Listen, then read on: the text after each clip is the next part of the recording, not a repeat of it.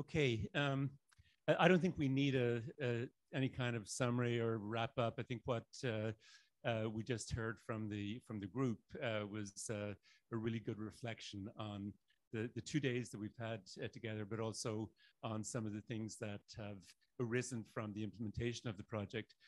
Um, but I would like to just comment on initially on one of the things that Alex brought up when he said that he was very surprised to see languages that are non-economic languages in the Binogi platform. And this is when I first uh, heard about it and talked to Linus Gunnarsson about it. That was puzzling to me why any kind of corporate entity, a company, would choose to have languages like Dari, Tigrinya, and other languages there that have virtually no economic potential in the big picture. And any normal company would have gone for languages like Chinese and Arabic and made a lot of money initially. And I asked that question to Linus, and he said that they were developing the tool in the early from about I think 2012 or so on, and then 2015. 2014 and 15, there was a huge influx of about 175,000 refugees into Sweden, and they focused in on languages that were needed by the population, and their goal was altruistic. This is what our society needs. This is what our schools need. This is what the world needs in terms of providing access to education. And they had initially a number of investors in the company, as new companies have, and these investors were pushing to make the company profitable relatively quickly. And Linus told them, "Look, we're not going to see anything like a profit for at least 10 years." And eventually, they bought out Linus and colleagues bought out the other investors so that they could develop Binogi in the way that they figured they needed to develop it, rather than just being focused on turning a quick profit. So I think that's one of the really different and admirable things about Binogi, and certainly one of the reasons why I was very excited to be kind of a participant in the process. But let me just share a couple of reflections on what we've heard. The yesterday focused a lot on the European context, on France in particular, and today was mainly the Escape project with a focus on Canada. But what came out of both sessions or both days was the fact that Binogi is certainly a unique resource. I don't know of anything like it around. It has, I think, a lot of potential. The stories that we've heard provide proof of concept in the sense that when students get into it, many of them can see it as being extremely valuable. It opens up access to the curriculum, and it promotes. It harnesses the power of technology to promote comprehension through multiple scaffolding strategies and tools, including students' first language. It promotes academic engagement because students don't have to wait until they've acquired the school language, whatever acquisition means, before they can continue to learn science, math, and other subjects. And there's also a lot of evidence from what we've observed, and I think from what we heard from our French colleagues, about students' eyes lighting up when they see their languages represented. And so you've got a process of identity affirmation happening there. But we've also seen the challenges of implementing a tool like this. Like, for example, teachers in partly as a result of COVID, partly as a result of the stresses of education generally, a lot of teachers feel burnt out, overworked, and will resist anything that threatens to add another layer of stress and work into their lives. So it hasn't been an easy process, I think, in either country to generate the kind of collaboration with schools and with teachers that we initially anticipated. There's also in some school contexts problems with access to technology. Sometimes it doesn't work well. Sometimes the internet is slow, etc. And again, that means that there's a lot of times, or in some contexts, there's been time spent trying to get the system to work, and so that turns both students and teachers off. Sometimes things that are possibly minor and easily corrected, like translation inaccuracies, will be used as an excuse to say, no, this doesn't work. We don't need this. And sometimes when students or when teachers see that only some of the languages that are represented in their classrooms are in the system, they'll say, well, this isn't going to work for me. It's not equitable for the students whose languages are not represented. And so there's been a variety of implementation issues that we've seen.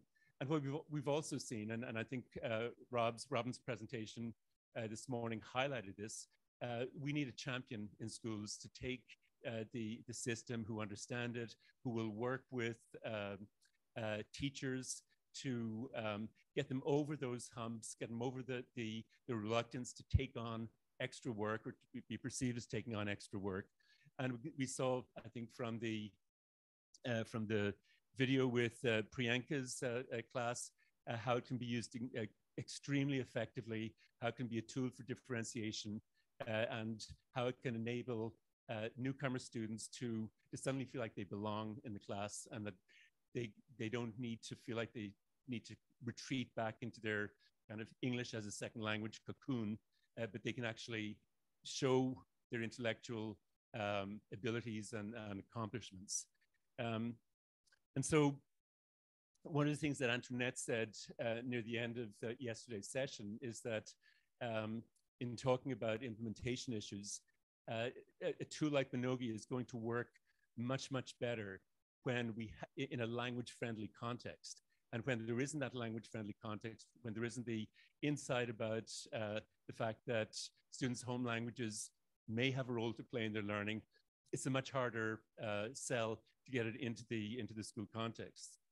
And I think, if I'm remembering correctly, Antoinette also talked about the fact that as a result of it being implemented or integrated with the teacher education program in OISE, and I think also in Montpellier, hopefully we've got the beginnings of a new generation of teachers who will be familiar with tools like this, will be open to using them, and open to persuading colleagues that this is worth taking a look at.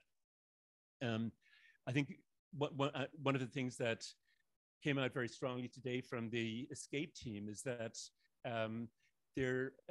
Binogi by itself may be kind of difficult to integrate into classrooms or schools because we have such diversity within the classroom and schools in terms of students' background knowledge, the languages they know, etc. And some of the creative tools that Leanne and colleagues and May and Dania talked about in one of the sessions this afternoon, I think are amazing in terms of highlighting the fact that we can provide through these, I guess, supplements or supplementary resources, provide teachers with access to what students are likely to have learned in their home countries. We can provide them with tools such as the ones Leanne mentioned, for example, Rewordify, Edpuzzle, ChatGPT, that have, I think, enormous potential when teamed up with a resource like Binogi. And so I think, I feel like even though we've been working hard on, not me, the team has been working hard. I'm just sort of the observer, but we've been working hard for a number of years on this. We're just at the beginning of the potential and the kinds of possibilities that we heard of from this afternoon also about the family portal, the ways of bringing parents into the school context, even when there's a language barrier there, I think have huge potential. And so in conclusion, Binogi may not be the solution to all issues of learning in culturally and linguistically diverse contexts. But I think it can certainly be part of the solution, both in illustrating the role of students' home languages in the learning process and how powerful it can be to bring those languages into the classroom, and the power of technology to make that happen. And that power of technology is improving all of the time. But it also can contribute to the process of helping schools become more language friendly, where becoming aware of how languages work and the connections across languages are also a way of becoming aware of how we can work together and overcome xenophobic tendencies and discourses that still characterize Canada, still characterize many European countries, and let's not talk about the United States, okay? So thank you for everybody who's contributed to this. It's been, I think, an amazing couple of days, and thank you, Emmanuelle. Thank you to the Escape team, and thank you to the interpreters who've also helped to make this comprehensible for many of us. So thanks.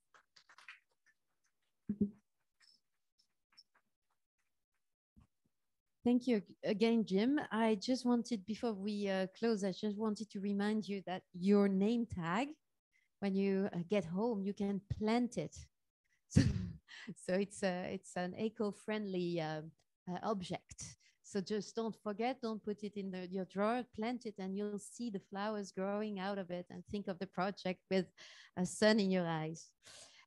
Take a poster with you. There are a number of posters back in the room that are a gift from Binogi in many languages. And we have seen in this conference how powerful it is for the students to see their own languages or different languages on a poster in the room, even though they are not used, they are there. They are all academic potentially. So did I say everything I wanted to say? Yeah. Thanks to everyone. Thousands of thanks, and especially, no, not especially, to everyone. Thank you for your patience and your presence.